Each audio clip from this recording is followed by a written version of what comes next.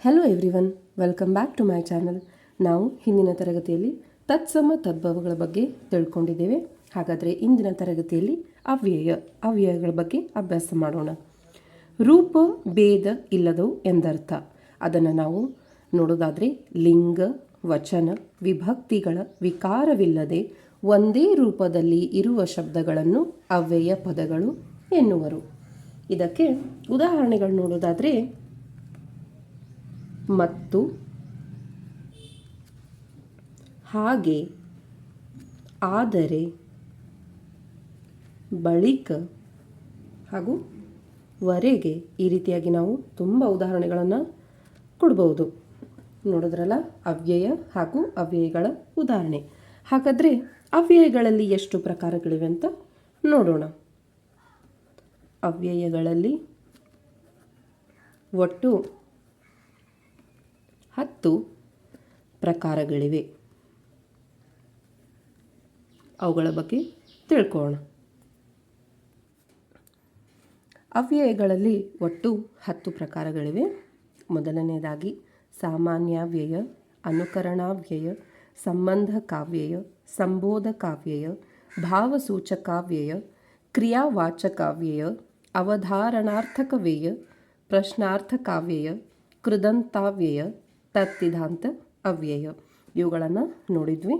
ಹಾಗಾದರೆ ಇವುಗಳನ್ನು ವಿವರವಾಗಿ ನೋಡೋದಾದರೆ ಮೊದಲನೆಯದಾಗಿ ಸಾಮಾನ್ಯ ವ್ಯಯ. ಇದರ ಬಗ್ಗೆ ಉದಾಹರಣೆ ಸಮೇತ ತಿಳ್ಕೊಳ್ಳೋಣ. ಈಗ ಸಾಮಾನ್ಯ ಅವ್ಯಯ ಅಂದ್ರೇನಂತ ನೋಡೋಣ. ಯಾವುದೊಂದು ಕ್ರಿಯೆಯ ಸ್ಥಳ, ಕಾಲ, ರೀತಿಗಳನ್ನು ತಿಳಿಸುವಂತಹ ಅವ್ಯಯಗಳಿಗೆ ಸಾಮಾನ್ಯ ಅವ್ಯಯ ಎನ್ನುವರು. ಮೊದಲಿಗೆ ನಾವು ಅವ್ಯಯದ 10 ಪ್ರಕಾರಗಳನ್ನು ಕಂಠಪಾಠ ಮಾಡಿದರೆ ಇವುಗಳನ್ನು ತುಂಬ ಸುಲಭವಾಗಿ ನಾವು ಗುರುತಿಸ್ಬೋದು.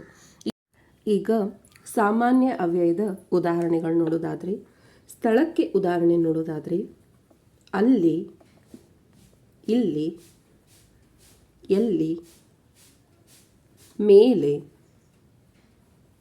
ಕೆಳಗೆ ಈ ರೀತಿ ಉದಾಹರಣೆಗಳನ್ನು ನೋಡ್ಬೋದು. ಹಾಗಾದರೆ ನಾವು ಕಾಲಕ್ಕೆ ಉದಾಹರಣೆ ನೋಡಬೇಕಾದ್ರೆ ಈಗ, ಇಂದು, ಎಂದು, ಬಳಿಕ ಇನ್ನೂ ಮುಂತಾದ ಉದಾಹರಣೆಗಳು ಬರ್ತದೆ. ಆದರೆ ನಾನು ಸ್ವಲ್ಪ ಉದಾಹರಣೆಗಳನ್ನ ತೆಗೆದುಕೊಂಡಿದ್ದೇವೆ. ನೀವು ಇನ್ನಷ್ಟು ಪಟ್ಟಿ ಮಾಡ್ಕೋಬೋದು. ಈಗ ರೀತಿಗೆ ಉದಾಹರಣೆ ನೋಡೋದಾದರೆ ಚೆನ್ನಾಗಿ, ಮೆಲ್ಲನೆ, ಹಾಗೆ, ತಣ್ಣಗೆ ಈ ರೀತಿ ಉದಾಹರಣೆಗಳನ್ನು ನೋಡ್ಬೋದು. ಇವು ಸಾಮಾನ್ಯ ವ್ಯಯದ ಉದಾಹರಣೆ. ಈಗ ಎರಡನೇ ಪ್ರಕಾರ ನೋಡೋದಾದರೆ ಅನುಕರಣಾವ್ಯಯ. ಅರ್ಥವಿಲ್ಲದೆ ಧ್ವನಿ ವಿಶೇಷಗಳನ್ನು ಕೇಳಿದಂತೆ ಪುನಃ ಅನುಕರಣೆ ಮಾಡಿ ಹೇಳುವ ಶಬ್ದಗಳಿಗೆ ಅನುಕರಣಾವ್ಯಯ ಎನ್ನುವರು. ಹಾಗಾದರೆ ಉದಾಹರಣೆಗಳು ನೋಡೋದಾದರೆ ಸರಸರ, ಗಬಗಬ, ಚುರುಚುರು ಹಾಗೂ ಚಟಚಟ, ಧಗಧಗ ಈ ರೀತಿಯಾಗಿ ಉದಾಹರಣೆಗಳನ್ನು ನೋಡ್ಬೋದು. ಮುಂದಿನ ಪ್ರಕಾರ ನೋಡೋದಾದರೆ ಸಂಬಂಧ ಕಾವ್ಯಯ. ಸಂಬಂಧ ಕಾವ್ಯಯ ಇದರ ಬಗ್ಗೆ ಗಮನಿಸೋದಾದರೆ ಎರಡು ಅಥವಾ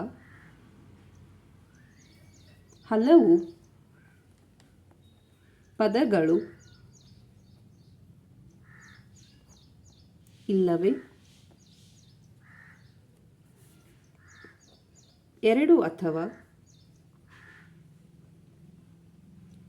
ಹಲವು ವಾಕ್ಯಗಳ ಸಂಬಂಧವನ್ನು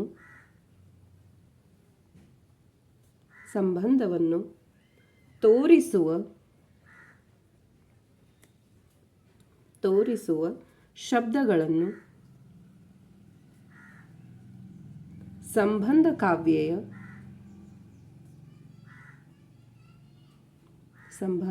ಕಾವ್ಯಯ ಎನ್ನುವರು. ಉದಾಹರಣೆ ನೋಡೋದಾದರೆ ಮತ್ತು, ಊ, ಸಂಗಡ, ಹೊರತು ಮತ್ತು ಇಲ್ಲವೇ ಈ ಥರಗಳನ್ನು ನಾವು ಉದಾಹರಣೆಯಾಗಿ ನೋಡ್ಬೋದು. ಈಗ ಮುಂದಿನದಾಗಿ 4ನೇ ಪ್ರಕಾರವನ್ನು ನೋಡೋಣ. ಈಗ 4ನೇ ರೀತಿ ನೋಡೋದಾದರೆ ಸಂಬೋಧಕ ಅವ್ಯಯ. ಕರೆಯುವಾಗ ಬಳಸುವ ಶಬ್ದಗಳನ್ನು ಸಂಬೋಧಕಾವ್ಯಯ ಎನ್ನುವರು. ಈಗ ಇವುಗಳ ಉದಾಹರಣೆ ನೋಡೋದಾದರೆ ಎಲ್ಲೋ, ಎಲೆ, ಏನೋ ಹಾಗೂ ಓ ಅಂತ ನಾವು ಇವುಗಳನ್ನು ಉದಾಹರಣೆಯಾಗಿ ನೋಡ್ಬೋದು. ನೋಡಿದ್ರಲ್ಲ, ಇಂದಿನ ತರಗತಿಯಲ್ಲಿ ಅವ್ಯಯ ಎಂದರೇನು, ಅದರ ಉದಾಹರಣೆಗಳು ಹಾಗೂ ಅವ್ಯಯದ 10 ಪ್ರಕಾರಗಳನ್ನು ನೋಡಿದ್ವಿ. ಅದರಲ್ಲಿ 4 ಪ್ರಕಾರಗಳ ಬಗ್ಗೆ ವಿವರಣೆಯನ್ನು ನೋಡಿದ್ವಿ.